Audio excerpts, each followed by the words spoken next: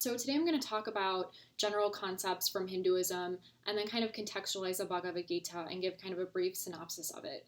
So, with respect to kind of general Hindu concepts, right, it's a polytheistic religion, so many gods are worshipped, and there's a plethora of gods. So, one of the main gods, though, that comes up in the Bhagavad Gita is Lord Krishna, who's kind of just the supreme God and represents bravery and courage. So, I'll talk more about him later, but I wanted to kind of think about how Hinduism is fundamentally kind of a duty based religion and philosophy. And if you're familiar with Kant, right, Kantian theory is all about fulfill your duty, right? You should be doing something, not that you want to be doing something.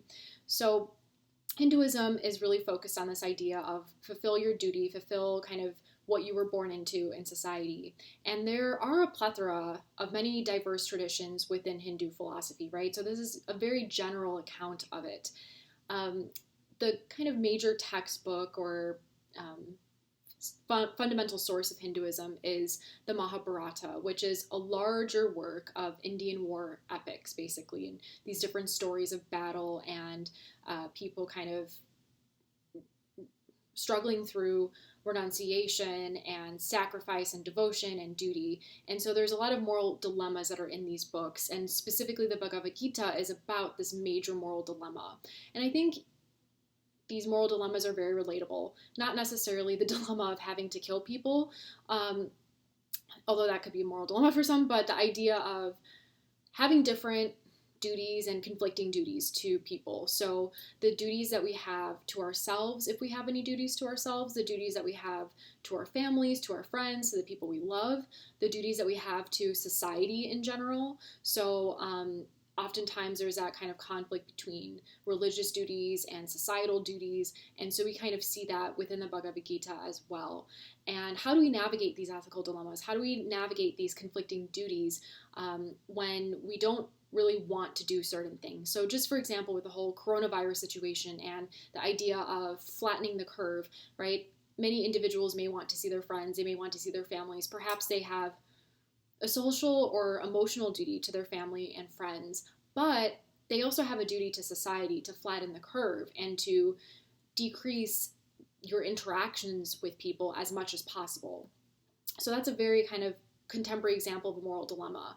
And what we see with Hinduism is that Dharma always wins. So this idea of all of us having a sacred duty that we have to fulfill. And it has nothing to do with what we want to do or our passions. It has to do with what we ought to be doing and fulfilling the cosmic order, which relates to this idea of the caste society, which is kind of this very controversial idea within Hinduism. And it's gained a really bad reputation because of its socioeconomic implications. But the idea of the caste system is that you're born into a certain class and you have to fulfill duties with being born in that class. And so you have the Brahmin caste at the very top, and they're the intellectuals and the teachers and the priest, and then you have the warrior caste. This is where Arjuna, the main protagonist of the Bhagavad Gita, falls into. And then you have the traders and the merchant people, kind of the business individuals. And then you have the people who are doing physical labor, the Shudras. And outside of this caste system is what you may be familiar with if you've seen the film Slumdog Millionaire, but the untouchable caste. So they are not even recognized as having a class because of how underprivileged they are, which is a whole other discussion in itself.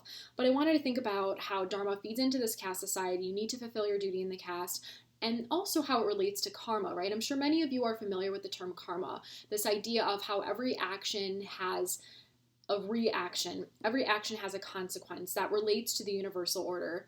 And so we have to kind of follow this devotion to divine authority in order to maintain this cosmic order. So in the Bhagavad Gita, right, which is a smaller part of the larger Mahabharata, there's a feud over the succession to the throne, and these cousins are fighting, and these people within a similar community are fighting against one another for who should get the throne. And so it's really sad because you have cousins and families and teachers and all these people are fighting against one another. So what does Arjuna do? Because he's the one who is part of this warrior caste and he has to kill people, he has to fight people. And so what we see flourishing as an outcome of this is the idea of disciplined action. So how can we be disciplined in spite of what we want, in spite of what we feel like doing? And this also relates to this idea of Atman, which is this foundational self or soul that we have, but it's part of the larger Brahman, which is this universal order. So we have this soul or the self that's reincarnated, but it belongs to the larger kind of universal order. So we aren't just solely an individual, but we all are part of this interconnected existence. So part of Lord Krishna's argument is that, well, we're part of this Brahman, we have this Atman, we have this self. So even just because you're killing people's bodies doesn't necessarily mean that you are killing their self or that you're killing their soul, right? Because their souls are going to reincarnate, their souls are going to perish. And so those are kind of the general Hindu concepts I wanted to talk about, along with just a little brief intro to the Bhagavad Gita.